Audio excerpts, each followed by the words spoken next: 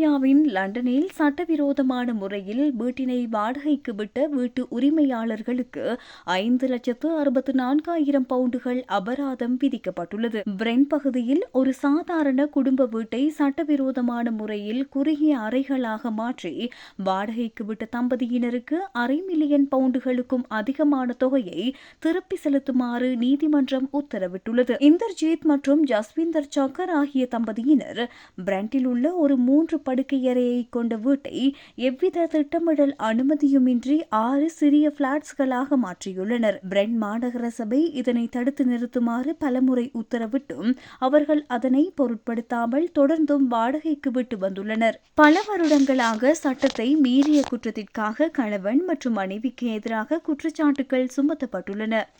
அதற்கமைய சட்டவிரோதமாக வாடகை மூலம் ஈட்டிய முழு தொகையான 5,64,367 பவுண்டை திருப்பி செலுத்த வேண்டும் என்று நீதிமன்றம் உத்தரவிட்டுள்ளது. அத்துடன் கணவன் மற்றும் மனைவிக்கும் தனித்தனியாகவும் அபராதங்கள் விதிக்கப்பட்டுள்ளன. அதற்கமைய கணவருக்கு 25,000 பவுண்ட் அபராதம் விதிக்கப்பட்டுள்ளது.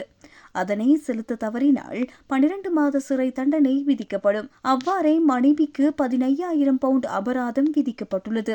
அதனை செலுத்த தவறினால் 8 மாத சிறை தண்டனை விதிக்கப்படும்.